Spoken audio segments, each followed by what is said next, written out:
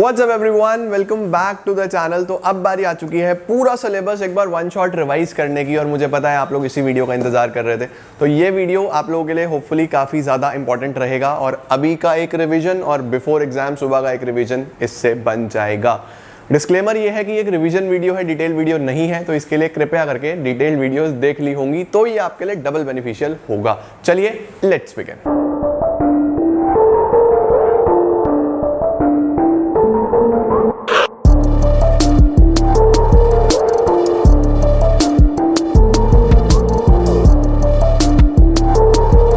Start करेंगे chapter number 1 के साथ, जो कि है सर्कुलर फ्लो ऑफ इनकम। तो सर्कुलर फ्लो ऑफ इनकम में सबसे पहले आपने सर्कुलर फ्लो की डेफिनेशन देखनी थी कि circular flow of income refers to cycle of, याद रखना, generation of income in the production process, its distribution amongst the factors of production and finally its circulation. यानी सबसे पहले इनकम जनरेट होती है, उसके बाद उसका डिस्ट्रीब्यूशन होता है, और फिर फाइनली सर्कुलेशन होता है वापस से हाउस होल्ड से फर्म्स की तरफ कंजम्पशन एक्सपेंडिचर की फॉर्म में। ठीक है, फिर 3 फेसेस होते हैं इसके अंदर, generation face, distribution face, disposition face. ये जनरेशन जरूरी है। देन 2 प्रकार के वेरिएबल्स हम मैक्रो इकोनॉमिक्स में पढ़ते हैं, स्टॉक एंड फ्लो। कोई भी ऐसी चीज जो आप एक पर्टिकुलर पॉइंट ऑफ टाइम पे मेजर करते हो उसको स्टॉक बोलते हो, over a period of time measure करते हो तो उसको फ्लो बोलते हो। यानी किसी भी चीज में टाइम डायमेंशन आएगा तो वो फ्लो है, टाइम डायमेंशन नहीं आएगा तो वो स्टॉक है। उसके बाद 2 प्रकार का सर्कुलर फ्लो होता है, एक होता है रियल फ्लो, एक होता है मनी फ्लो। रियल फ्लो में हम बात करते हैं flow of goods and services, money flow में हम लोग बात करते हैं फ्लो ऑफ मनी।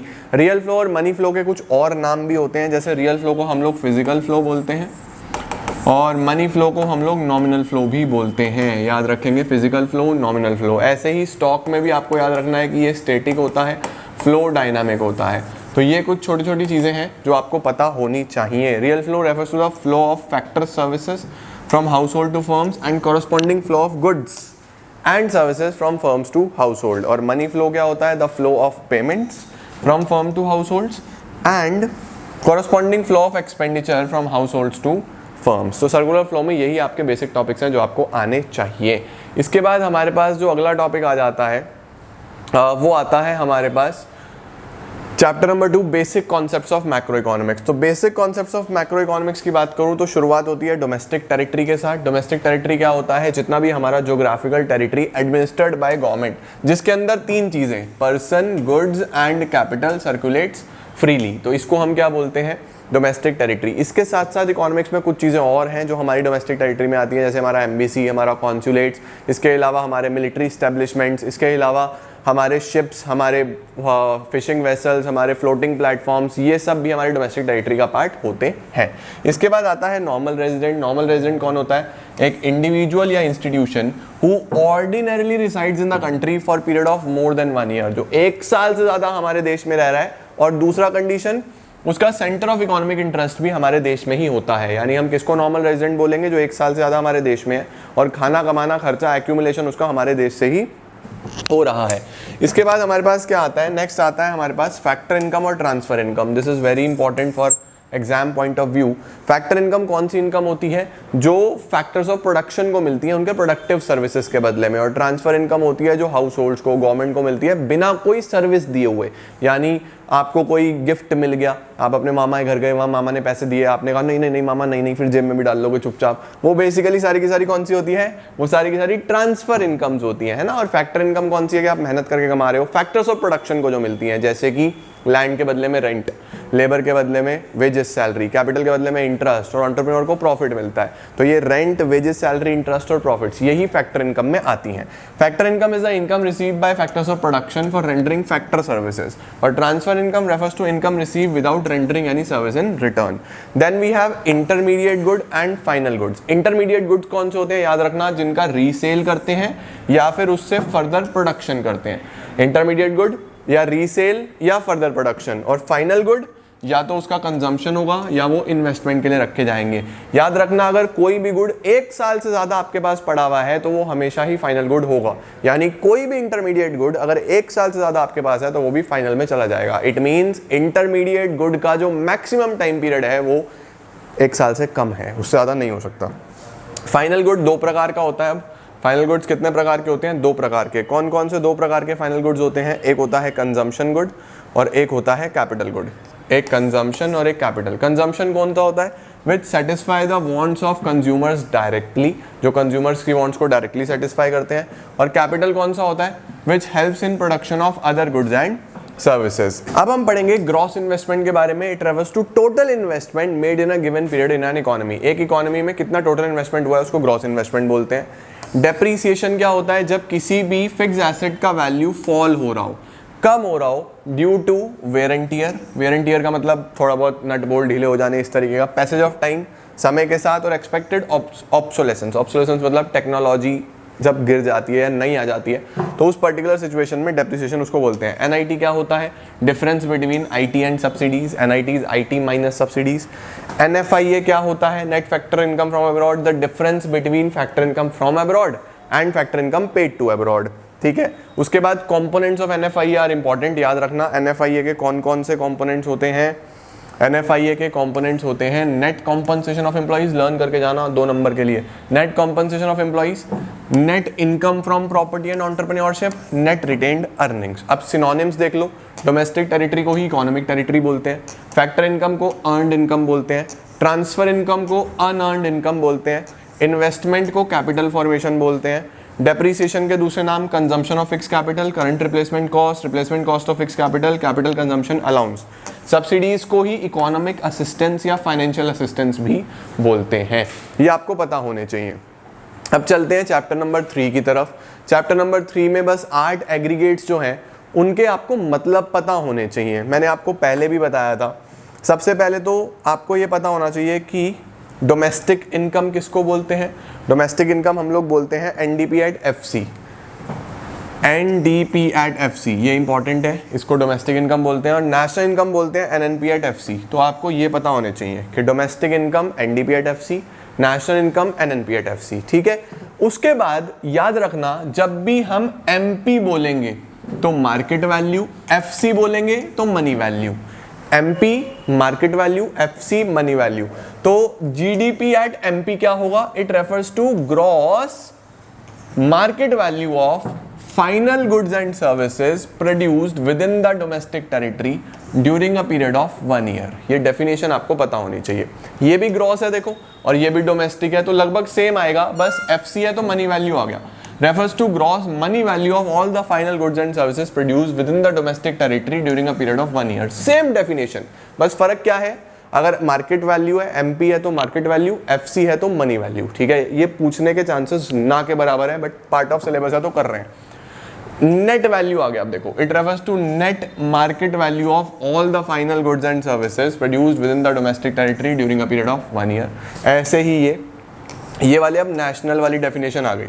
नेशनल में क्या होगा देखो, it refers to the gross market value of all the final goods and services produced by normal resident. याद रखो, डोमेस्टिक में क्या होता है? डोमेस्टिक में होता है produced within the domestic territory. जब भी आप डोमेस्टिक पे कोई चीज निकाल रहे हो ना, तो वो हमारी डोमेस्टिक टेरिटरी के अंदर प्रोड्यूस होना चाहिए। और जब भी आप नेशनल निकाल रहे हो तो कहाँ प्रोड्यूस हुआ है उससे फर्क नहीं पड़ता, रेजिडेंट ने बनाया हो, बस वो हमारे नॉर्मल रेजिडेंट ने बनाया हो। तो डोमेस्टिक लेवल पे चीज निकालने के लिए डोमेस्टिक टेरिटरी इंपॉर्टेंट कॉन्सेप्ट है, नेशनल लेवल पे निकालने के लिए रेजिडेंट इंपॉर्टेंट है। ये है मेन बात। देखो, produce by normal resident, produce by normal resident, produce by normal resident, कहाँ पे हुआ है इसकी बात नहीं कर रहा। लेकिन जब मैं डोमेस्टिक वर्ड पढ़ाऊंगा आपको तो मैं हर बार क्या बोलूंगा? इन the domestic territory, in the domestic territory, in the domestic territory. ये डेफिनेशन देख लेना बस मेन। ठीक है, अब इसके बाद हमारे पास आ जाता है यहाँ पे NDP at FC domestic income को बोलते हैं और NNP at FC national income को बोलते हैं। ओके, देन वी हैव एक और इम्पॉर्टेंट, और इसके अंदर तो बहुत कुछ है पढ़ने के लिए। क्या क्या है हमारे पास? सबसे पहले हम शुरुआत करते हैं, स्टार्टिंग करते हैं हम लोग जीडीपी एंड वेलफेयर के साथ। क्या जीडीपी को एक सेटिस्फैक्टरी मेजर ऑफ वेलफेयर बोलते हैं? तो हम बोलेंगे GDP can not be taken as a satisfactory measure of welfare due to the following reasons. Distribution of GDP, कि अनइक्वल डिस्ट्रीब्यूशन हो रहा है, जीडीपी तो बढ़ रहा है लेकिन क्या वो हर लोगों तक बराबर पहुंच रहा है। इसके साथ साथ नॉन मॉनेटरी एक्सचेंज, बहुत सारी ऐसी चीज़ें होती हैं जिनको हम मनी की वैल्यू में मेजर ही नहीं करते हैं। हमारे मदर की सर्विसेज, पेरेंट्स की सर्विसेज, हाउसवाइफ की सर्विसेज, बहुत सारी ऐसी चीज़ें हैं जिनको मनी की टर्म्स में मेजर नहीं करते हैं। वो चेंज इन प्राइजेस, क्या पता जीडीपी प्राइस चेंज होने की वजह से बढ़ रहा हो। सिमिलरली एक्सटर्नैलिटीज बहुत इंपॉर्टेंट है, नॉन मॉनेटरी एक्सचेंज बहुत इंपॉर्टेंट है। Externalities refers to the positive और negative aspects of a activity. Positive है जिसके लिए आपको कोई रिवॉर्ड नहीं दिया गया, और नेगेटिव है तो जिसके लिए आपको कोई पनिशमेंट भी नहीं दिया गया। आपने बहुत सारा पॉल्यूशन कर दिया, उसके लिए आपको कोई पनिशमेंट नहीं मिल रही है, और आपने कोई पब्लिक पार्क बनाया है जिसमें लोग घूम के आ रहे हैं, आप पेड़ लगा रहे हो, उसके लिए आपको कोई रिवॉर्ड भी नहीं दे रहा है। तो ये सब एक्सटर्नैलिटीज होती हैं। Similarly rate of population growth, GDP तो बढ़ रहा है, साथ साथ जनसंख्या भी खूब बढ़ रही है, तो भाई क्या फायदा फिर जीडीपी बढ़ने का, लोगों तक अवेलेबिलिटी तो नहीं हो पाएगी ना। सिमिलरली कॉम्पोजिशन ऑफ जीडीपी, जो जीडीपी बढ़ रहा है वो कौन से फैक्टर्स की वजह से बढ़ रहा है, क्या उससे वेलफेयर भी हो रहा है या नहीं हो रहा है। उसके बाद हमारे पास याद रखेंगे, ये अलग नाम बेटा बहुत इंपॉर्टेंट है, वैल्यू एडेड मेथड याद रखना। हो सकता है आपको बोल दे कि नेशनल इनकम निकालो बाय प्रोडक्ट मेथड, तो प्रोडक्ट मेथड कौन सा होता है, वैल्यू एडेड मेथड को ही हम प्रोडक्ट मेथड बोलते हैं।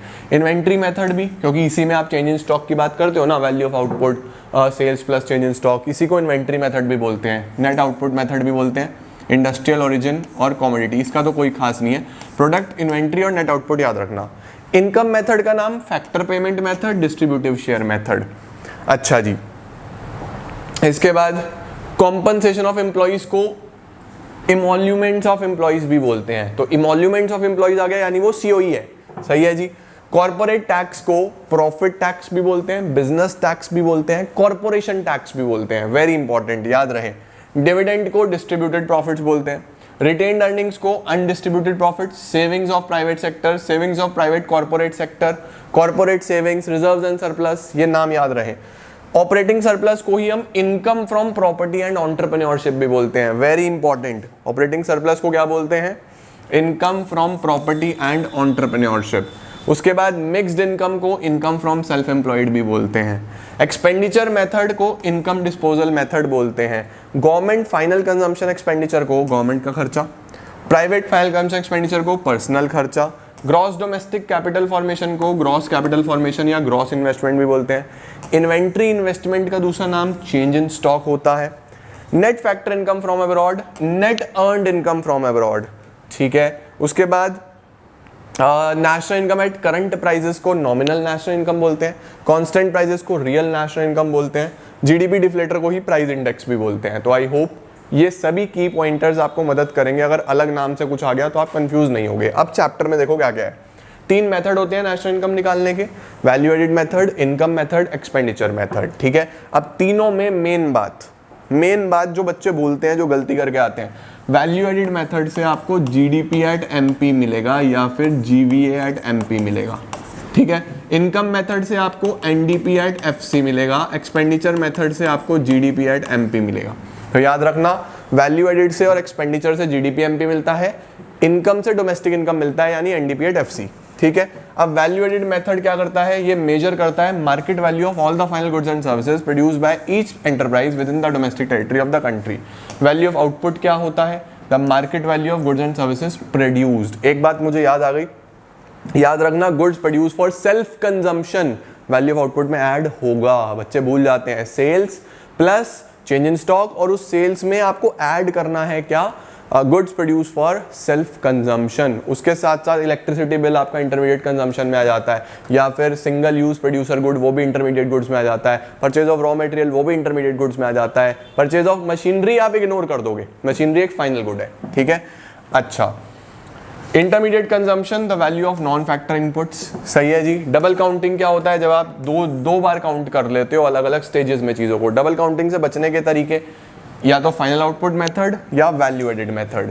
अब आता है इनकम मेथड। इनकम मेथड में क्या करते हो आप, अलग अलग चीज़ें, अलग अलग फैक्टर इनकम को जोड़ते हैं, उससे नेशनल इनकम निकालते हैं। 5 कंपोनेंट्स मैंने आपको याद कराए हैं, profit, rent and royalty, interest, mixed income, COE. आपको मैंने इनकम मेथड में बताया हुआ है कि prime is equal to NDP at FC. कृपया करके प्राइम मत लिख के आना, फुल फॉर्म्स में लिख के आना, profit, rent and royalty, interest, mixed income, COE, ठीक है। अब कॉम्पनसेशन सीओई में क्या क्या आता था, सीओई में wages and salaries in cash, wages and salaries in kind and employers contribution to social security schemes, rent and royalty as it is होता है, interest as it is होता है, profit में डॉक्टर corporate, dividend retained earnings corporate tax, ठीक हो गया, mixed income as it is होता है। उसके बाद एक्सपेंडिचर मेथड, एक्सपेंडिचर मेथड में जीडीपी एट एमपी मिलता है और जीजीएनपी, जीडीपी एट एमपी और जीजीएनपी। जीजीएनपी क्या, government final consumption expenditure, gross domestic capital formation, net exports, private final consumption expenditure. Net exports is export minus imports. Gross domestic capital formation में याद रखना, अगर gross domestic fix capital formation दिया हुआ तो उसमें चेंज इन स्टॉक जुड़ेगा। Change in stock is closing stock minus opening stock. इसके साथ साथ बाकी सब में ऐसा कुछ खास चीज नहीं है। चलो, national income at current prices या नॉमिनल नेशनल इनकम और national income at constant prices या रियल नेशनल इनकम, इसका डिफरेंस एक बार जरूर देख लेना, इंपॉर्टेंट फॉर 2 मार्क, हो सकता है कल सुबह ही आ रहा हो, देख के जाना जरूर। National income at current price, national income at constant price, ठीक है जी। उसके बाद nominal GDP, real GDP. Nominal GDP production at current prices, real GDP production at base year prices, और ये एक ज्यादा बेटर ऑप्शन है। ये फॉर्मूलाज आपको पता होंगे, real GDP nominal upon price index into 100 और डिफ्लेटर, इसको इसी को डिफ्लेटर बोल देते हैं, price index is nominal upon real into 100। तो ये सब था आपका पूरा का पूरा नेशनल इनकम वाले यूनिट में, और मुझे पूरा उम्मीद है आपका अच्छे से नेशनल इनकम वाला यूनिट हो गया होगा रिवाइज। अब चलते हैं हम एडी और एएस वाले यूनिट की तरफ। अब शुरू करते हैं एडीएस। एडीएस में सबसे पहले क्या आता है हमारे पास, what do you mean by AD. AD क्या होता है, देखो यार, इकोनॉमी में जितने भी सेक्टर्स है सबकी डिमांड को जोड़ दो तो एडी बन जाता है। AD refers to the total value of final goods and services which all the sectors of the economy are planning to buy at given level of income, ठीक है। एडी के कंपोनेंट्स आपने याद करे हैं, C plus I plus G plus X minus M, 4 components होते हैं, C plus I plus G plus X minus M, ठीक है। यानी कि सबसे पहले x minus M, export minus import, यानी नेट एक्सपोर्ट्स। C किसको बोलते हैं हम, प्राइवेट कंजम्पशन एक्सपेंडिचर को, C होता है private consumption expenditure, I investment expenditure, G government का खर्चा, गवर्नमेंट एक्सपेंडिचर, और चौथा होता है नेट एक्सपोर्ट्स, ठीक है। लेकिन हम लोग 2 सेक्टर मॉडल पढ़ते हैं, तो अब पूरे चैप्टर में हम AD C प्लस I पूछेंगे। अगर कंपोनेंट्स आपसे पूछ लिया तो चारों लिख के आना, C plus I plus G plus X minus M. लेकिन अब आगे जब आप चैप्टर पढ़ोगे तो AD is equal to C plus I, ठीक है। इसके बाद अब आगे चलते हैं। कंजम्पशन फंक्शन या प्रोपेंसिटी टू कंज्यूम क्या होता है, functional relationship between consumption and national income, ठीक है। Functional relationship with consumption and national income ऐसे लिखते हैं। ब्रेक इवन पॉइंट क्या होता है, एक वो पॉइंट जहां पे कंजम्पशन बराबर होता है नेशनल इनकम के, कंजम्पशन बराबर होता है नेशनल इनकम के। अच्छा, एडी का कर्व अगर आपको बनाना हो तो याद रखना, ये ऐसा इन्वेस्टमेंट बन जाता है, यहाँ से सी बन जाता है, इसके ऊपर ये एडी बन जाता है, ऐसा एडी, ये सी, ये आई, ठीक है जी। इसके बाद अगर आपको कंजम्पशन फंक्शन दिखाना हो तो कंजम्पशन फंक्शन में कुछ नहीं है, सिंपली इनकम का कंजम्पशन के साथ रिलेशनशिप। ये जो बीच वाला पॉइंट होता है ये ब्रेक इवन पॉइंट होता है, इससे पहले ये सारी की सारी डिस सेविंग्स और इसके बाद ये सारी की सारी सेविंग्स, ठीक है जी। इसके बाद types of propensity to consume, कितने प्रकार की प्रोपेंसिटीज होती हैं, 2 प्रकार की प्रोपेंसिटी टू कंज्यूम होता है। एक होता है APC, that is C upon Y, income से कितना कंजम्पशन। एक होता है MPC, that is delta C upon delta Y, की चेंज इन इनकम से कितना change in consumption. It refers to ratio of consumption to income and it refers to ratio of change in consumption to change in income. इसके बाद आता है आपके पास saving function. Saving function क्या होता है, इनकम का सेविंग के साथ कैसा रिलेशनशिप है।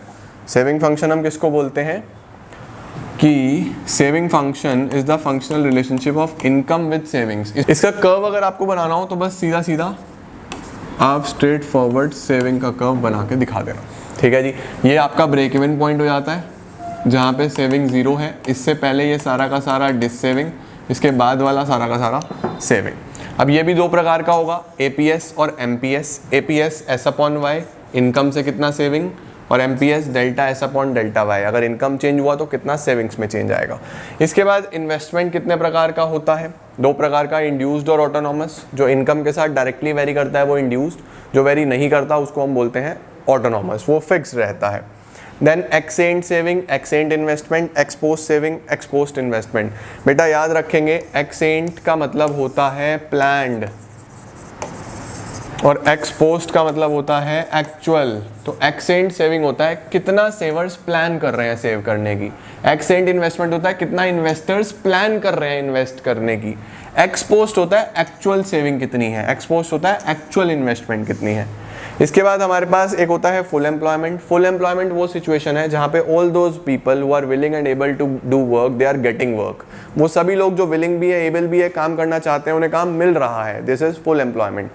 अब फुल एम्प्लॉयमेंट के बाद एक सिचुएशन होता है इनवॉलेंट्री अनएम्प्लॉयमेंट। इनवॉलेंट्री अनएम्प्लॉयमेंट होता है कि ये सिचुएशन जहाँ पे all those people who are willing and able to work do not get work, उनको काम नहीं मिल रहा है, उसको बोलते हैं इनवॉलेंट्री अनएम्प्लॉयमेंट। और वॉलेंट्री होता है अपनी इच्छा से।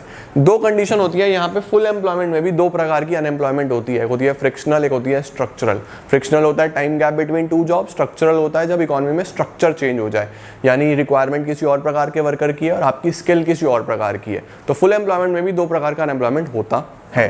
ये एडी का फर्स्ट चैप्टर था। आई होप आपका पूरा का पूरा रिवाइज हो गया होगा। अब चलते हैं हम अगले चैप्टर पे।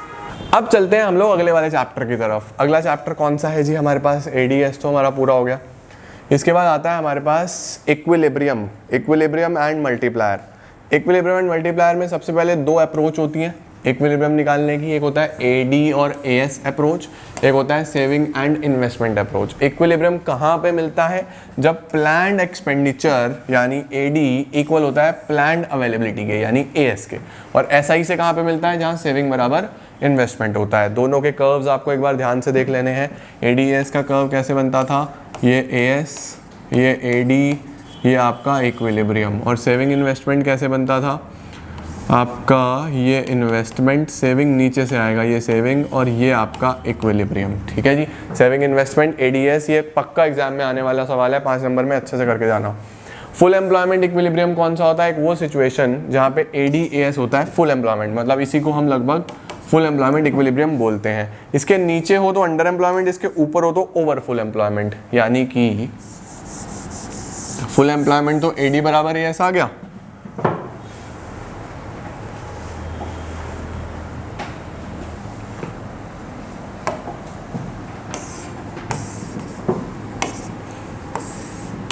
ये एएस हो गया, ये एडी हो गया, इसको हम फुल एम्प्लॉयमेंट इक्विलिब्रियम बोलते हैं। अगर एडी कम हो जाए इस तरीके से तो ये नीचे इक्विलिब्रियम, यहाँ पे एडीएस इंटरसेक्ट कर रहे हैं, इसको हम बोलते हैं अंडर एम्प्लॉयमेंट इक्विलिब्रियम। ठीक है, और अगर एडी ज़्यादा हो जाए, ऐसा हो जाए, तो अब ये फुल के ऊपर यहाँ पे इंटरसेक्ट करेंगे, इसको हम बोलते हैं ओवर फुल एम्प्लॉयमेंट इक्विलिब्रियम। तो मुझे पूरी उम्मीद है आपने ये भी देख लिया होगा। फुल एम्प्लॉयमेंट अंडर में नीचे होता है एडी, ओवर में एडी ऊपर होता है, बस ये पता होना चाहिए। इसके बाद हमारे पास कौन सा आता है जी next? Full employment, under employment, over full employment. Multiplier क्या होता है? What do you mean by multiplier? The ratio of change of income to change in investment. Economy में कुछ इन्वेस्टमेंट बढ़ी तो उससे कई गुना इनकम बढ़ती है। मल्टीप्लायर हमेशा टाइम्स में होता है। ठीक है, इसके बाद क्या आता है हमारे पास? The minimum value of multiplier can be 1 and maximum value can be infinity. याद रखना, मल्टीप्लायर का मिनिमम 1, मैक्सिमम इन्फिनिटी। उसके बाद मल्टीप्लायर डायरेक्टली रिलेटेड होता है एमपीसी के साथ और इन्वर्सली रिलेटेड होता है एमपीएस के साथ। Directly relation MPC, k = 1/1 - MPC, inverse MPS के साथ। Working of multiplier is based on the fact that one persons expenditure other persons income. So multiplier express relationship between initial increment in investment and resulting increase in income. ये सब multiplier के बारे में आपको पता होना चाहिए, आपने ये सब अच्छे से पढ़ा होगा। इसके बाद क्या आता है जी हमारे पास? Excess demand, deficient demand. हमारे पास अंतिम टॉपिक आता है। एक्सेस डिमांड क्या होता है और डेफिशिएंट डिमांड क्या होता है? अगर जो फुल एम्प्लॉयमेंट पे आपका इक्विलिब्रियम था, वहाँ पे जो डिमांड था उससे ज़्यादा डिमांड हो, एडी बढ़ के आ रहा हो तो उसको एक्सेस डिमांड बोलते हैं। एडी नीचे आ रहा हो तो उसको डेफिशिएंट डिमांड बोलते हैं। डिमांड ज़्यादा होगा हर चीज़ का, कोविड के टाइम पे डिमांड बढ़ गया, मास्क का, उसके साथ साथ बहुत सारे सैनिटाइजर्स का, इन सब का डिमांड बढ़ गया तो ये महंगे हो गए थे। तो डिमांड ज़्यादा होता है तो इन्फ्लेशन हो जाता है, तो जो गैप बन के आएगा उसको इन्फ्लेशनरी गैप बोलते हैं। डिमांड कम होता है तो डिफ्लेशन हो जाता है, सस्ती हो जाती है चीज़ें, तो उसको डिफ्लेशनरी गैप बोलते हैं। एक्सेस डिमांड क्या है? Situation when AD is greater than AS. ठीक है, और इससे कौन सा गैप निकल के आता है? इन्फ्लेशनरी, महंगाई होती है। डिमांड ज़्यादा होती है तो महंगाई होती है। It is the gap by which actual AD exceeds AD required to establish full employment. Reasons क्या क्या होते हैं एक्सेस डिमांड के? कोई भी 4 रीजन आप कर सकते हो। क्यों डिमांड बढ़ रही है? राइज इन प्रोपेंसिटी, आप ज़्यादा खर्चा कर रहे हो।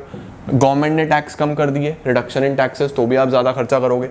इंक्रीज इन एक्सपेंडिचर, सरकार ज़्यादा खर्चा कर रही है, लाइक गवर्नमेंट अलग अलग नए प्रोजेक्ट पे पैसा लगा रही है। पैसा लगा रही है तो पैसा कहाँ आता है? जनता में ही तो आता है वो पैसा। उससे क्या होता है? बेसिकली डिमांड बढ़ती है। इंक्रीज इन इन्वेस्टमेंट, इन्वेस्टमेंट से तो बढ़ेगी बढ़ेगी। इंपोर्ट कम हो रहे हैं आपके, तो आपके देश का सामान बिकेगा। एक्सपोर्ट बढ़ रहे हैं आपके। डेफिसिट फाइनेंसिंग, नए नोट छप रहे हैं। कोई भी 4 पॉइंट्स आप अच्छे से याद करके चले जाना।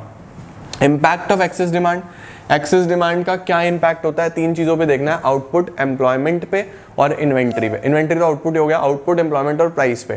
तो याद रखना एक्सेस डिमांड का आउटपुट पे कोई प्रभाव नहीं होता, एम्प्लॉयमेंट पे कोई प्रभाव नहीं होता, प्राइस बढ़ जाता है। Excess demand leads to inflation, महंगाई होती है without any increase in output and employment. Deficient demand क्या होता है, situation when AD is less than AS. अब एडी कम हो जाए तो उसको हम डेफिशिएंट डिमांड बोलते हैं, corresponding to full employment level of output.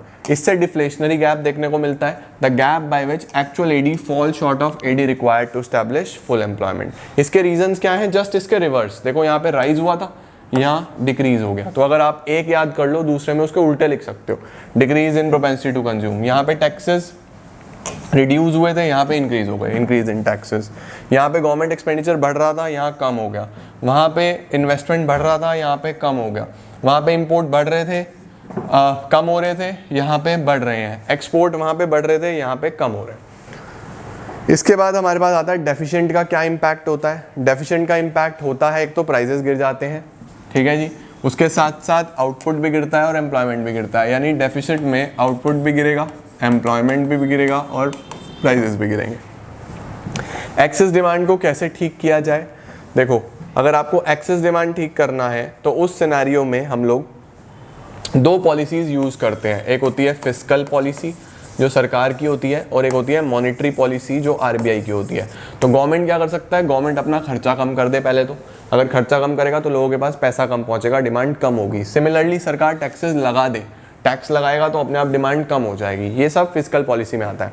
Monetary में 2 इंस्ट्रूमेंट्स हैं, क्वांटिटेटिव और क्वालिटेटिव।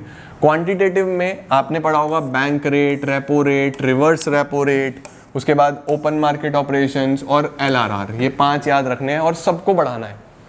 बैंक रेट इंक्रीज कर देंगे, रेपो रेट इंक्रीज कर देंगे, रिवर्स रेपो रेट इंक्रीज कर देंगे। इसके बाद ओपन मार्केट ऑपरेशंस में हम सिक्योरिटीज़ को सेल करते हैं इसमें, और एलआरआर में सीआरआर भी बढ़ाना है, एसएलआर भी बढ़ाना है, सब बढ़ाना है एक्सेस डिमांड के केस में। ये सब वो रेट्स हैं जो चार्ज करे जाते हैं बैंक से, तो ये बढ़ाए जाते हैं ताकि बैंक्स कम से कम पैसा लें और जनता में भी कम से कम पैसा पहुंचे। इसके साथ साथ क्वालिटेटिव में मार्जिन क्या होता है, margin is the difference between loan and the security, ये भी बढ़ा देना है इस सिनेरियो में। मॉरल सुएशन, बैंक का कंट्रोल होता है, आरबीआई का कंट्रोल होता है दूसरे बैंकों के ऊपर, तो वो उन्हें मोरली बोलता है कि आप लोन नहीं दोगे, डिस्करेज लेंडिंग। और सेलेक्टिव क्रेडिट कंट्रोल यानी राशनिंग कर दो, बहुत सेलेक्टिव सेक्टर्स को पैसा दो, हर सेक्टर को पैसा नहीं देना। डेफिशिएंट डिमांड में भी आपको बस इसका उल्टा करना है, जस्ट उल्टा। डेफिशिएंट डिमांड में भी क्या होता है, डेफिशिएंट डिमांड में भी हमारे पास दोनों मेजर्स हैं, फिस्कल और मॉनेटरी। फिस्कल में क्या करना है, गवर्नमेंट अपना खर्चा बढ़ाएगा तो लोगों तक पैसा पहुंचेगा, लोग डिमांड बढ़ाएंगे, और टैक्सेस कम कर देने हैं ताकि लोग डिमांड बढ़ाएं। मनी सप्लाई बढ़ाने के लिए क्या करना है, सेंट्रल बैंक क्या करेगा, सेंट्रल बैंक क्वांटिटेटिव में बैंक रेट कम कर देगा, रेपो रेट कम कर देगा, रिवर्स रेपो रेट कम कर देगा, सिक्योरिटीज परचेज कर लेगा और लीगल रिजर्व रिक्वायरमेंट्स डिक्रीज हो जाएंगे, ठीक है। इसके साथ जो इसके क्वालिटेटिव है, क्वालिटेटिव यहाँ पे मिसिंग है, मैं आपको बता देता हूँ। यहाँ पे मार्जिन रिक्वायरमेंट इंक्रीज करा था, वहाँ पे मार्जिन रिक्वायरमेंट डिक्रीज होगा।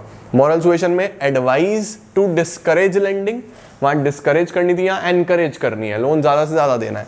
यहाँ पे राशनिंग इंट्रोड्यूस करा था, वहाँ पे राशनिंग हटा देंगे, सब हर सेक्टर को पैसा देंगे। ये हमारे पास डेफिशिएंट डिमांड में आपने मेजर्स पढ़े थे, ठीक है जी। इसके बाद ये आपके पास चैप्टर पूरा का पूरा कंप्लीट हो जाता है और इसी के साथ आपका पूरा यूनिट एडीएएस वाला भी हो जाता है रिवाइज। पहले में एडीएस के बारे में पढ़ना है अच्छे से, दूसरे यूनिट में आपको इक्विलिब्रियम और मल्टीप्लायर पढ़ना है, तीसरे में एक्सेस डिमांड, डेफिशिएंट डिमांड के रीजंस और मेजर्स ये पढ़ने हैं, और आपका पूरा ही यूनिट हो जाएगा रिवाइज और खत्म। अब चलते हैं हम लोग इंडियन इकोनॉमिक डेवलपमेंट की तरफ। शुरू करते हैं अब हम इंडियन इको का वन शॉट, और सबसे पहले स्टार्ट करेंगे हम लोग यहाँ पे स्टार्टिंग विद एम्प्लॉयमेंट। और इस चैप्टर में जो सबसे पहला टॉपिक आता है वो आता है वर्कर कौन होता है। कोई भी इंडिविजुअल जो किसी भी एम्प्लॉयमेंट में है, कोई भी इकोनॉमिक एक्टिविटी कर रहा है, वो वर्कर होता है। कितने प्रकार के वर्कर्स हमने यहाँ पे पढ़े हैं, सेल्फ एम्प्लॉयड और हायर्ड। जो सेल्फ एम्प्लॉयड वर्कर्स वो हैं जो अपने बिजनेस प्रोफेशन में है, और हायर्ड कौन से हैं, जो किसी और के लिए काम करते हैं। तो self employed workers who are engage in their own business profession, hired workers are those who work for wages and salaries. ठीक है जी। अब सेल्फ एम्प्लॉयड और हायर्ड का कुछ बेसिक चीज याद रखो। अर्बन एरियाज में सेल्फ एम्प्लॉयड 38% है और हायर्ड 61% है, यानी कि अर्बन एरियाज में, शहर में ज़्यादा कौन से हैं, हायर्ड वर्कर्स हैं। लोगों का, ज़्यादातर लोगों का ध्यान जो है वो सर्विस सेक्टर की तरफ है। और अगर मैं रूरल एरियाज़ की बात करूं तो रूरल में ज़्यादा सेल्फ एम्प्लॉयड हैं और हायर्ड कम है। तो ये डेटा याद रखना कि अर्बन एरियाज में सर्विस वाले ज़्यादा हैं, यानी हायर्ड ज़्यादा है, रूरल एरियाज में अपना काम ज़्यादा लोग करते हैं। इसके बाद आता है मेरे पास कैजुअल और रेगुलर वर्कर्स। कैजुअल वर्कर्स वो हैं जो डेली वेजर्स हैं, जो हायर्ड नहीं होते। Regular workers hired on regular basis होते हैं और परमानेंट रोल्स ऑफ एम्प्लॉइज पे होते हैं। इसके बाद मेरे पास आता है लेबर सप्लाई, लेबर फोर्स और work force. Labour supply, labour force और वर्क फोर्स में सबसे पहले लेबर सप्लाई। लेबर सप्लाई ये है कि मैं कितना अमाउंट ऑफ लेबर, याद रखना आवर्स ऑफ वर्क में होता है, घंटों में होता है, कि मैं कितने घंटे काम करूंगा एक वेज रेट के बदले में। यहाँ पे 2 पॉइंट बहुत इंपॉर्टेंट है, कितने घंटे और कितने पैसे में, ये जरूर लिख के आना है, कितने घंटे काम करूंगा कितने पैसे में। ठीक है, ये लेबर सप्लाई होता है। उसके बाद लेबर फोर्स क्या होता है? लेबर फोर्स होता है बस मैं काम करना चाहता हूँ, पैसे से मतलब नहीं है। लेबर फोर्स का मतलब क्या है? It refers to number of persons who are able to work and willing to work at the existing wage rate. और वर्क फोर्स जो एक्चुअली काम कर रहे हैं। उसके बाद size of workforce in India. Size of workforce आपको रटने की जरूरत नहीं है, बस याद रखना कि मेल वर्कर 70% है और फीमेल 30% है। याद रखना मेल वर्कर का वर्कफोर्स लगभग 70%, टोटल वर्कफोर्स में 70% मेल 30% फीमेल, याद रखेंगे। पार्टिसिपेशन रेट का फॉर्मूला याद रखो कि पार्टिसिपेशन रेट कैसे निकलता है, workforce upon population into 100। Obvious सी बात है यार, 100 लोग हैं, 70 काम करते हैं, तो 70 अपॉन 100 इंटू 100 करोगे 70% आ जाएगा, नहीं आ जाएगा? वर्कफोर्स अपॉन पॉपुलेशन इंटू 100, ये पार्टिसिपेशन निकलता है। अच्छा, इंडिया में पार्टिसिपेशन क्या है, यानी वर्कर्स कितने प्रतिशत है? लगभग 34%, 35% और अर्बन में इतने %। ठीक है जी। इंडिया में अगर हम टोटल वर्कर्स की बात करें तो लगभग 35% आता है। फिर से डेटा याद तो नहीं करना है, बट रूरल में 35%, अर्बन में 33%, टोटल ओवरऑल 34%। ऑक्यूपेशनल स्ट्रक्चर, ये इंपॉर्टेंट है, ये आपको पता होना चाहिए कि कितने लोग प्राइमरी में, कितने सेकेंडरी में, कितनी टर्शरी में, ये पता होना चाहिए। तो प्राइमरी सेक्टर में लगभग 45%, आपको पता ही है, इंडिया चाइना पाकिस्तान में ही पढ़ा है आपने कि इंडिया में मैक्सिमम लोग किसके अंदर हैं? प्राइमरी सेक्टर में, एग्रीकल्चर में है। सेकेंडरी में 24 और टर्शरी में 31, यानी 1 नंबर पे प्राइमरी, 2 नंबर पे टर्शरी, 3 नंबर पे सेकेंडरी। इसके बाद high percentage of employment in primary sector points to economic backwardness. Primary में ज़्यादा है क्योंकि इकोनॉमी बैकवर्ड है, लोग एग्रीकल्चर में ही ज़्यादा लगे रहते हैं। ऑक्यूपेशनल स्ट्रक्चर शोज ओनली अ मॉडेस्ट चेंज, ज़्यादा चेंज नहीं हो रहा है। एक सिचुएशन आता है, what do you mean bye jobless growth? Jobless growth क्या होता है कि ग्रोथ तो हो रही है लेकिन जॉब्स नहीं है, जॉबलेस ग्रोथ। ऐसे कैसे ग्रोथ होती है? अगर टेक्नोलॉजी ग्रो कर रहा हो, अगर लगातार टेक्नोलॉजी ग्रो कर रहा है, तो टेक्नोलॉजी तो ग्रो कर रहा है, इकोनॉमी भी ग्रो कर रहा है, लेकिन लोगों को काम तो मिल नहीं रहा।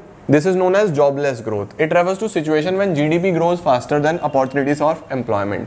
कैजुअलाइजेशन एंड इनफॉर्मलाइजेशन, 2 प्रकार के वर्कर्स होते हैं, कैजुअल और रेगुलर। अभी पढ़ा था हमने ऊपर, कैजुअल और रेगुलर। रेगुलर जो रेगुलर वेजेस पे होते हैं और कैजुअल जो डेली वेजर्स होते हैं, कभी पैसा मिलेगा कभी नहीं मिलेगा। तो कैजुअलाइजेशन होता है अगर कैजुअल वर्कर्स बढ़ते जा रहे हैं और रेगुलर कम होते जा रहे हैं, उसको कैजुअलाइजेशन बोलते हैं। It refers to a situation when percentage of casually hired workers tends to rise. और इनफॉर्मलाइजेशन क्या होता है? 2 प्रकार के सेक्टर्स होते हैं, फॉर्मल और इनफॉर्मल। फॉर्मल कौन से होते हैं? जिनकी परमानेंट, जिनको जो अपनी एसोसिएशंस बनाते हैं, जो बेसिकली गवर्नमेंट सेक्टर में काम कर रहे हैं, या फिर प्राइवेट सेक्टर में 10 से ज़्यादा लोग अगर हो गए हैं किसी ऑर्गेनाइजेशन में, तो उसको हम क्या कंसिडर करते हैं? फॉर्मल। और अगर 10 से कम है प्राइवेट सेक्टर में तो वो इनफॉर्मल में आता है। तो what do you mean by informalization? अगर people tend to find employment more in unorganized या इनफॉर्मल सेक्टर, अगर लोगों को काम मिल रहा है अनऑर्गेनाइज्ड इनफॉर्मल सेक्टर में, तो हो रहा है इनफॉर्मलाइजेशन। अनएम्प्लॉयमेंट आप सब जानते हो, अनएम्प्लॉयमेंट क्या होता है जी? Unemployment refers to a situation when people who are willing to work at existing wage rate and are able to work but are not getting work, काम नहीं मिल रहा है। कितने प्रकार के अनएम्प्लॉयमेंट हो सकते हैं? वैसे तो हमने डिवाइड करा था रूरल और अर्बन में, बट यहाँ पे कॉमन लिखा हुआ है। सबसे पहले डिस्गाइज्ड अनएम्प्लॉयमेंट। डिस्गाइज्ड अनएम्प्लॉयमेंट कौन सी होती है? जहाँ पे रिक्वायरमेंट से ज़्यादा लोग काम कर रहे होते हैं, उसको डिस्गाइज्ड बोलते हैं। सीजनल, जो एक सीजन एम्प्लॉयड रहते हैं, दूसरा सीजन अनएम्प्लॉयड रहते हैं। आइसक्रीम वाला गर्मी में काम करेगा, सर्दी में उसके पास नहीं है कुछ बेचने के लिए, इस तरीके की चीज़ें। उसके बाद हमारे पास डिस्गाइज्ड का क्या लिखा हुआ है? Disguised unemployment is situation when more people are engaged in production activity than actually required. Seasonal कौन से होते हैं? जो सीजनल यानी क्रॉप प्रोडक्शन के होते हैं, इसके अलावा फ्रिक्शनल होता है, इसके अलावा एडुकेटेड होता है, इसके अलावा स्ट्रक्चरल होता है, ये सब कई प्रकार के अनएम्प्लॉयमेंट आपने पढ़े हैं। इसके बाद अनएम्प्लॉयमेंट के कॉजेज क्या हैं, देखो ये ज़रूरी है, आपके एग्जाम में आ सकता है, तो बहुत अच्छे से इसको देख लेना। क्या क्या कॉजेज हैं जी अनएम्प्लॉयमेंट के? इकोनॉमिक ग्रोथ नहीं है, पॉपुलेशन बहुत तेज़ी से बढ़ रही है, एग्रीकल्चर एक सीजनल ऑक्यूपेशन है, प्रॉपर इरिगेशन फैसिलिटीज़ नहीं है, पानी की व्यवस्था नहीं है, जॉइंट फैमिली सिस्टम चलता है इंडिया में, कॉटेज और स्मॉल इंडस्ट्रीज़ खत्म हो गई हैं, लोगों के पास सेविंग इन्वेस्टमेंट नहीं है, मोबिलिटी ऑफ लेबर बहुत कम है, लेबर मूव नहीं करती, लोग अपने शहर में ही काम ढूंढना चाहते हैं, जिस वजह से बेरोजगार रह जाते हैं। सरकार ने क्या करा है इस प्रॉब्लम को सॉल्व करने के लिए? तो गवर्नमेंट ने करा है, कुछ प्रोग्राम्स चलाए हैं, पॉवर्टी इरेडिकेशन प्रोग्राम्स, कुछ एम्प्लॉयमेंट अपॉर्चुनिटीज़ जनरेट करी हैं, उसके साथ साथ जैसे national rural employment guarantee act, ठीक है, उसके साथ साथ गारंटीड एम्प्लॉयमेंट दे रहा है, इसके साथ स्टार्टअप इंडिया, इसके साथ साथ इसी तरीके की कुछ और चीज़ें हैं जो आप लिख के आना एग्जाम में, अच्छी अच्छी योजनाएं लिख के आना, सरकार की पॉइंट्स हाईलाइट कर देना 2-3, स्टार्टअप इंडिया, ये national rural employment guarantee scheme, इसके अलावा गवर्नमेंट इंसेंटिव्स दे रहा है, बहुत सारे अपॉर्चुनिटीज़ दे रहे हैं, ये सब लिख के आएंगे हम लोग। इसके बाद क्या आता है जी हमारे पास, ये तो आ गया हमारा पहला चैप्टर। अब हम चलते हैं इंफ्रास्ट्रक्चर की तरफ। इंफ्रास्ट्रक्चर में सबसे पहले क्या आ रहा है, what do you mean by infrastructure? Infrastructure होता क्या है? Infrastructure refers to support system, ये शब्द लिख के आना, support system of the economy and social development of a country without which economic growth and social development is not possible. कितने प्रकार का इंफ्रास्ट्रक्चर होता है? 2, economic infrastructure, social infrastructure. Economic infrastructure जो आपको पैसा कमाने में मदद करेगा, जैसे पावर यानी बिजली, ट्रांसपोर्टेशन, कम्युनिकेशन, ये आपकी प्रोडक्शन एक्टिविटी में मदद करते हैं। और सोशल जो सामाजिक, जो समाज को ग्रो करने में मदद करेगा, जैसे कि स्कूल, कॉलेज, हॉस्पिटल, ये सोशल इंफ्रास्ट्रक्चर होता है। इंफ्रास्ट्रक्चर किस तरीके से डेवलपमेंट में कंट्रीब्यूट करता है, या फिर इंपॉर्टेंस ऑफ इंफ्रास्ट्रक्चर, याद रखना अगर वहां पे आ जाए कि infrastructure infrastructure contributes to the development of the country, explain, तो वहां पे ये इंपॉर्टेंस लिख के आनी है इंफ्रास्ट्रक्चर की। क्या? इंफ्रास्ट्रक्चर से प्रोडक्टिविटी बढ़ती है। अब अच्छे स्कूल, कॉलेज, हॉस्पिटल होंगे, अच्छी कम्युनिकेशन रोड्स होंगी, तो ऑब्वियसली प्रोडक्टिविटी बढ़ेगी। इसके बाद इंफ्रास्ट्रक्चर इंड्यूसेस इन्वेस्टमेंट, जिस देश में इंफ्रास्ट्रक्चर अच्छा होता है वहाँ इन्वेस्टमेंट ज़्यादा होता है, लोग पैसा लगाना चाहते हैं। Infrastructure generate linkages in production, linkages का मतलब इंफ्रास्ट्रक्चर जोड़ देता है प्रोडक्शन के लिंक्स को। लाइक फॉर एग्जाम्पल मैं टायर बनाता हूँ, आप ट्रक की बॉडी बनाते हो, तो रोड्स की मदद से हम कंबाइन होकर काम कर सकते हैं और बड़ा काम कर सकते हैं, तो लिंकेजेस जनरेट करता है। Infrastructure enhances size of the market, market size बड़ा करता है। फॉर एग्जांपल मैं सहारनपुर में काम करता हूँ, अब मैं अपना प्रोडक्ट दिल्ली बेचना चाहता हूँ, या चंडीगढ़ बेचना चाहता हूँ, या बिहार कहीं अलग जगह बेचना चाहता हूँ, ट्रांसपोर्ट की मदद से ही तो बेच पाऊंगा ना, अदरवाइज मेरी मार्केट छोटी सी थी सहारनपुर की, अब मैं दूर तक जा सकता हूँ, किसकी मदद से? इंफ्रास्ट्रक्चर की मदद से। Infrastructure enhances ability to work, आपकी एबिलिटी को बढ़ाता है, मशीनों से हम काम अच्छा कर पाते हैं ना। इसके अलावा infrastructure improves quality of life, infrastructure facilitates outsourcing. कोई भी 5 से ऊपर नहीं, 5 पॉइंट आप कर सकते हो। इसके बाद state of Indian infrastructure, Indian infrastructure के क्या हालात है? Important topic, state of Indian infrastructure is important topic. Due to low investment in rural area 56% of the households has electricity connection. याद रखना, लो इन्वेस्टमेंट की वजह से रूरल एरियाज में सिर्फ 56% लोगों के पास बिजली का कनेक्शन है। आप इसको अप्रॉक्स 55% लिख के आ सकते हो एग्जाम में। 43% of the household used kerosene and 85% of rural household used biofuels to cook food. 69% of households are access to drinking water through open sources, मतलब कि बहुत अच्छा इंफ्रास्ट्रक्चर नहीं है, डेटा रखने की जरूरत नहीं है, छोड़ दो, कुछ नहीं। एनर्जी पढ़ना नहीं है हमें, आगे बढ़ते हैं हम सीधा हेल्थ पे। हेल्थ एग्जाम में पक्का आ रहा होगा, अच्छे से इसको देख लो। हेल्थ सबसे पहले कौन से इंफ्रास्ट्रक्चर का पार्ट होगा? सोशल इंफ्रास्ट्रक्चर का पार्ट होगा, ठीक है। अब डेवलपमेंट ऑफ हेल्थ सर्विसेज कैसे पता लगेगा? ये कुछ चीज़ें याद रखना। कैसे इंडिपेंडेंस के बाद हमें लगा है कि जो हमारा डेथ रेट है वो कम हो गया, जिस तरीके से डेथ रेट कम हो गया यानी हेल्थ बेटर हुआ है लोगों का। Reduction in infant mortality rate, infant mortality rate जिन बच्चों की 1 साल से कम में डेथ हो जाती थी वो रेट भी कम हुआ है। एक्सपेक्टेंसी ऑफ लाइफ बढ़ी है लोगों की, डेडली डिजीजेस पे कंट्रोल पाया है हमने, और decline in under 5 mortality rate, under 5 mortality rate भी कम हो गया है। तो इस तरीके की चीज़ें दिखाती हैं कि हेल्थ ग्रो हुई है हमारे देश में। हेल्थ एक चैलेंज लेकिन अभी भी है, यहाँ पे मैंने तारीफ कर दी कि हेल्थ ग्रो हुई है, अब बोल रहा हूँ कि अभी भी चैलेंज है। क्यों चैलेंज है? पहली बात, unequal distribution of health care services. Rural areas में नहीं है, अर्बन एरियाज में है। लोगों को इलाज के लिए अभी भी बड़े बड़े शहरों में भागना पड़ता है, ये सबसे बड़ी समस्या है हमारे देश में। दूसरा, कम्युनिकेबल डिजीजेज जैसे एड्स, HIV, इनसे हम आज तक भी बच नहीं पाए हैं अभी तक। इसके बाद poor management of health care services, जो हेल्थ केयर सर्विसेज है वो काफ़ी पुअरली मैनेज्ड है, अच्छे से मैनेज्ड नहीं है। प्राइवेटाइजेशन बहुत ज़्यादा होता जा रहा है, हॉस्पिटल्स, महंगाई बहुत ज़्यादा होती जा रही है, तो हर कोई अफोर्ड नहीं कर पा रहा। अपकीप और मेंटेनेंस नहीं है हॉस्पिटल्स का, साफ सफाई नहीं है, सैनिटेशन लेवल खराब है, डॉक्टर्स हैं तो हॉस्पिटल्स नहीं है, हॉस्पिटल्स हैं तो डॉक्टर्स नहीं है, ये प्रॉब्लम काफ़ी ज़्यादा है, इसीलिए हेल्थ एक चैलेंज बन के आया हुआ है। ये चीज़ें आपको याद रखनी है। प्लस एक विमेन हेल्थ का टॉपिक अच्छे से देख लेना। विमेन में काफ़ी प्रॉब्लम है, जैसे कि लैक ऑफ न्यूट्रिशंस देखने को मिलता है, कैल्शियम डेफिशिएंसी देखने को मिलती है, अबॉर्शंस देखने को मिलते हैं, फीमेल फर्टिसाइड देखने को मिलता है। ये प्रॉब्लम्स विमेन हेल्थ में ज़रूर लिख के आना एग्जाम में। इसके बाद this was all about infrastructure. Infrastructure के बाद हमारे पास एक आसान चैप्टर आ जाता है, एनवायरनमेंट एंड सस्टेनेबल डेवलपमेंट। सबसे पहले एनवायरनमेंट क्या होता है? It is defined as all those conditions and their effects which influence human life. It includes biotic components, biotic जो जीवित होते हैं जैसे कि सारे प्लांट्स, एनिमल्स। एबायोटिक कौन से होते हैं? Water, air. ठीक है। एनवायरनमेंट क्यों इंपॉर्टेंट है? Why environment is important? ये सब पढ़ा है आपने, क्योंकि ये आपको रिसोर्सेज देता है, ये आपकी लाइफ सस्टेन करने में मदद करता है, ये सभी वेस्ट को एब्जॉर्ब कर लेता है और आपकी क्वालिटी ऑफ लाइफ अच्छा करता है। 2 पॉइंट इंपॉर्टेंट देखो जरा एक बार। एनवायरनमेंट की कैरिंग कैपेसिटी क्या होती है और एनवायरनमेंट की एब्जॉर्प्टिव कैपेसिटी क्या होती है? What do you mean by carrying capacity and what do you mean by absorptive capacity? सबसे पहले carrying capacity, it refers to state of balance between the rate at which natural resources are exploited and the rate at which these resources are regenerated. मतलब for example, आप किसी particular Khan में से, suppose कोयले की खान में से कोयला निकाल रहे हो, तो किस रेट से वो कोयला निकल रहा है और किस रेट से वो कोयला रीजनरेट हो रहा है, इसके बैलेंस को हम बोलते हैं कैरिंग कैपेसिटी। ठीक है। What is carrying capacity? The balance between rate at which natural resources are exploited and the rate at which these resources are regenerated, ये पता होना चाहिए। और एब्जॉर्प्टिव कैपेसिटी क्या होता है? The ability of the environment to absorb waste. हमारा environment कितनी जल्दी या कितना वेस्ट एब्जॉर्ब कर पा रहा है, उसको क्या बोलते हैं? Absorptive capacity. ठीक है जी। देन एनवायरनमेंट में क्या क्या क्राइसिस हमें देखने को मिल रहे हैं? बहुत सारे चैलेंजेस हैं जो हमें देखने को मिल रहे हैं। एनवायरनमेंट का बहुत एक्सप्लॉइटेशन हो रहा है, वेस्ट बहुत बढ़ता जा रहा है, पॉल्यूशन बहुत ज़्यादा हो रहा है। अब क्या क्या कारण है इन क्राइसिस के? सबसे पहले जनसंख्या बहुत ज़्यादा, पॉपुलेशन एक्सप्लोजन, हर चैप्टर में ये प्रॉब्लम है सबसे बड़ी।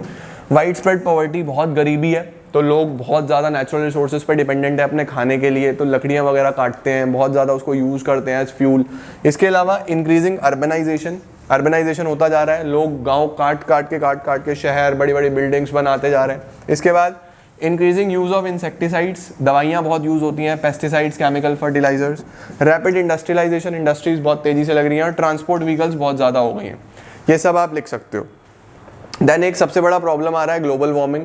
Global warming refers to gradual but consistent increase in global temperature. Temperature बहुत ज़्यादा बढ़ता है तो उसको ग्लोबल वार्मिंग बोलते हैं। ग्लोबल वार्मिंग से होता क्या है? ग्लेशियर्स पिघल रहे हैं सब जगह से, बहुत जगह हमें बाढ़ देखने को मिल रही है, हमारा सारा सिस्टम ख़राब हो गया है और बहुत सारे स्पीशीज़ हैं एनिमल्स की जो अब देखने ही बंद हो गई हैं, जैसे पोलर बियर्स बहुत कम दिखाई दे रहे हैं और बहुत सारे ऐसे स्पीशीज़ हैं जो बर्फ़ में होती थी बट अब हमें देखने को नहीं मिलती हैं। इसके बाद इंडिया के एनवायरनमेंट की अगर हम बात करें तो क्या है? A typical situation of dichotomy of environmental degradation, a situation where both poverty and prosperity contribute to environmental degradation. Principal concerns क्या है हमारे देश में? क्या कंसर्न्स हैं, क्या प्रॉब्लम्स हैं हमारे देश में एनवायरनमेंट में? डिग्रेडेशन ऑफ लैंड बहुत ज़्यादा डिग्रेड होता जा रहा है। Air pollution, water pollution, management of fresh water, पानी की बहुत समस्या है। Loss of biodiversity, solid waste management हमारे यहाँ नहीं है। उसके बाद what do you mean by sustainable development? Sustainable development क्या होता है? बहुत इंपॉर्टेंट बात है। सस्टेनेबल डेवलपमेंट एक प्रोसेस है ग्रोथ का, वो जो फुलफिल करता है needs of present generation without challenging the ability of future generations. मतलब कि हम रिसोर्सेज को इस तरीके से यूज करें कि प्रेजेंट जनरेशन का भी काम हो जाए और फ्यूचर जनरेशन तक भी वो चीज़ें पहुंच पाएं। स्ट्रैटेजीज क्या है, किस तरीके से ऐसा हो पाएगा? सबसे पहला, आप non conventional sources of energy use करो, कन्वेंशनल नहीं, नॉन कन्वेंशनल, नई नई चीज़ें, सोलर एनर्जी यूज करो। ठीक है। LPG गोबर गैस यूज करी जाती हैं, वो CNG अर्बन एरियाज में यूज करा जाए, विंड पावर को यूज करा जाए, सोलर पावर को यूज करा जाए, मिनी हाइडल प्लांट्स लगाए जाएं, ट्रेडिशनल नॉलेज के साथ काम किया जाए, पुरानी नॉलेज पे नहीं नए नॉलेज के साथ काम किया जाए, bio composting, properly waste management हो, उसके साथ बायो पेस्ट कंट्रोल, तो सारी वो चीजें लगाओ जिससे रिसोर्सेज जैसे आप एक्सप्लॉइट कर रहे हो वो उस तरीके से यूटिलाइज भी हो पाए। ये सब स्ट्रैटेजीज फॉर सस्टेनेबल डेवलपमेंट में आ जाता है। इसके बाद हम चलते हैं हमारे अंतिम चैप्टर की तरफ, जो कि है इंडिया, पाकिस्तान एंड चाइना।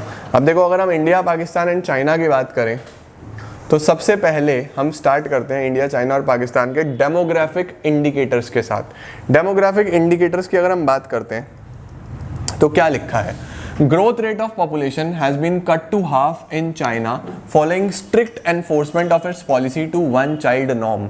यानी कि चाइना में सबसे पहले जो पॉपुलेशन की समस्या है वो आधी कर दी गई थी वन चाइल्ड पॉलिसी लगा के। उसके बाद इंडिया और पाकिस्तान अभी भी रेसल कर रहे हैं, लड़ाई कर रहे हैं problem of high growth rate of population के साथ, ठीक है, जो कि पाकिस्तान में सबसे ज़्यादा है 2.05%, इंडिया में 1.03%।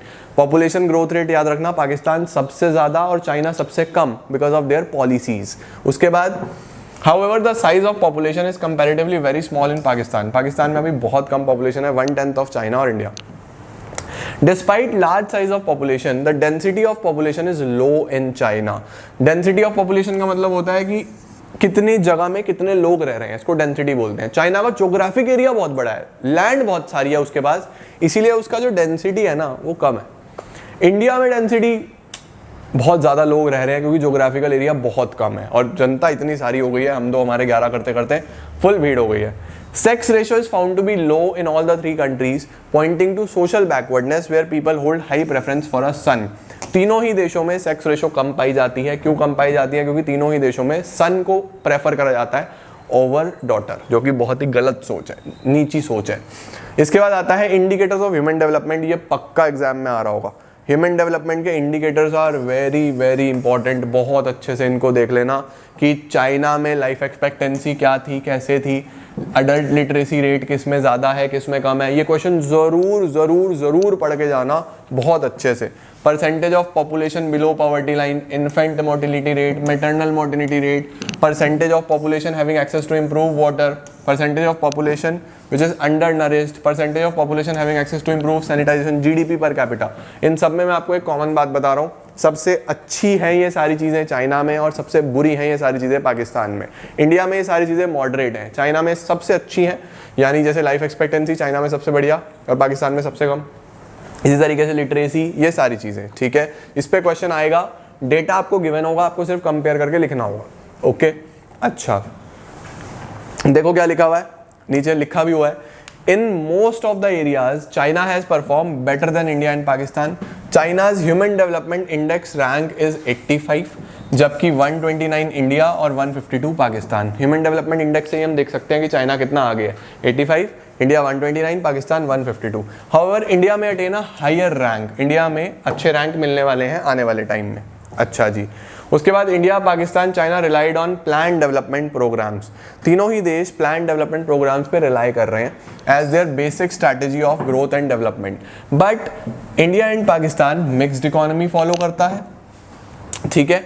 और चाइना में क्या होता है, for growth model in China all critical areas were brought under state ownership या कमांड इकोनॉमी। मतलब कि इंडिया और पाकिस्तान में मिक्स्ड इकोनॉमी देखने को मिलता है और चाइना में हमारे पास सब कुछ स्टेट ऑनरशिप है, यानी सरकार के हाथ में है सब कुछ। इसके बाद economies of India, Pakistan and China didn't show any noticeable breakthrough in their growth process till they opened up। opened up का मतलब जब तक इनमें रिफॉर्म्स नहीं आए तब तक कोई बहुत बड़ा इनमें ग्रोथ देखने को नहीं मिला, लेकिन जब रिफॉर्म्स आए तीनों ही देशों में तो ग्रोथ देखने को मिला, ठीक है। इकोनॉमिक रिफॉर्म्स देखो, बड़ा इंपॉर्टेंट पॉइंट, ये तो रट लेना भाई।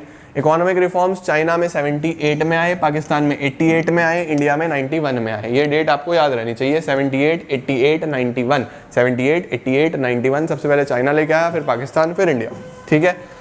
उसके बाद क्या आता है जी हमारे पास, exposure of economy to the market forces. क्या लिखा है इसके अंदर, जब एक्सपोजर हुआ यानी जब ये रिफॉर्म्स आ गए 78, 88, 91 वाले, तो इस सिनेरियो में हुआ क्या, have been the central elements of economic reforms. Inward looking policy of self sufficiency and protection of domestic industry from foreign competition has been replaced मतलब पहले वो जो इनवर्ड लुकिंग स्ट्रैटेजी चलती थी ना, इनवर्ड लुकिंग ट्रेड स्ट्रैटेजी, आपको याद भी होगा, IPR, industrial policy resolution, government सब कुछ कर रहा था, बचा के रखते थे अपने डोमेस्टिक प्रोड्यूसर्स को, उन्हें रिप्लेस करा गया किस चीज़ के साथ? कंपटीशन के साथ रिप्लेस करा गया। कंपटीशन, FDI पे फोकस करा गया, फॉरेन डायरेक्ट इन्वेस्टमेंट, बाहर से पैसा आए। चाइना में क्या हुआ? In China a shift from commune system of farming to individual farming. China में कम्यून सिस्टम खत्म कर दिया गया था। कम्यून सिस्टम आपको याद होगा, GLF में कम्यून सिस्टम चलाया था माओ ने, तो वो सारा खत्म कर दिया गया, इंडिविजुअल फार्मिंग चला दी गई। उसके साथ साथ चाइना में स्पेशल इकोनॉमिक जोन सेटअप करे गए थे, ठीक है। Along with sincere and strong leadership of nation, these reforms place China's economy far ahead. China में FDI भी 100% अलाउ कर दिया गया था, यानी चाइनीज रिफॉर्म्स की वजह से चाइना काफ़ी आगे चला गया, ठीक है। Achievements of economic reforms became all the more effective in China as it successfully enforce its one child norm. China ने वन चाइल्ड पॉलिसी भी लगा दिया, पॉपुलेशन ग्रोथ रोक दिया, जिस वजह से सबसे आगे चाइना निकल गया। इसके बाद आता है comparison of India, Pakistan and China. देखो जी, अब अगर हम सबको कंपेयर करें तो सबसे पहले GDP ग्रोथ की बात करते हैं। ये पॉइंट, 2 पॉइंट प्लीज अच्छे से देखना। इकोनॉमिक रिफॉर्म से पहले GDP growth rate very low in all the 3 countries, और रिफॉर्म्स के बाद ब्रेक थ्रू हुआ, लेकिन चाइना आगे निकल गया इंडिया से भी और पाकिस्तान से भी, जिसमें GDP ग्रोथ लगभग 10% का था। In case of India and Pakistan, GDP growth rate is yet to touch the double digit. India और पाकिस्तान में अभी डबल डिजिट दूर है, लेकिन चाइना अचीव कर चुका है एक बार। स्ट्रक्चर की अगर हम बात करें, all the 3 countries showed structural transformation regarding a decline in percentage share of primary sector. तीनों ही देशों में प्राइमरी सेक्टर कम हुआ है और सेकेंडरी और टर्शरी सेक्टर बढ़ा है, ठीक है। Also there has been a shift of workforce from primary to secondary and tertiary sectors. However in case of China the shift has been more pronounced than India and Pakistan. China में shift बहुत बड़ा है, India Pakistan में इतना बड़ा नहीं है। A substantial growth of export driven manufacturing sector in China has emerged as a distinct driver of GDP growth. China पूरा एक्सपोर्ट ड्रिवन कंट्री बन गया, बहुत एक्सपोर्ट करने लगा, जिस वजह से उनकी GDP ग्रोथ बहुत ज़्यादा है। तो it was all about economies and comparison of all the 3 countries. और इसी के साथ आपका पूरा का पूरा सारा पार्ट इंडियन इकोनॉमिक डेवलपमेंट भी हो जाता है रिवाइज। मुझे पूरी उम्मीद है आपके चारों चैप्टर्स रिवाइज हो गए होंगे और साथ साथ मैक्रो भी अच्छे से रिवाइज हो गया होगा। I hope this one shot will help you to score even better एंड बस बढ़िया करके आओगे तुम लोग, मुझे पूरी उम्मीद है। ऑल द वेरी बेस्ट और बहुत बढ़िया करके आना। I'm gonna see you all very soon. Take care.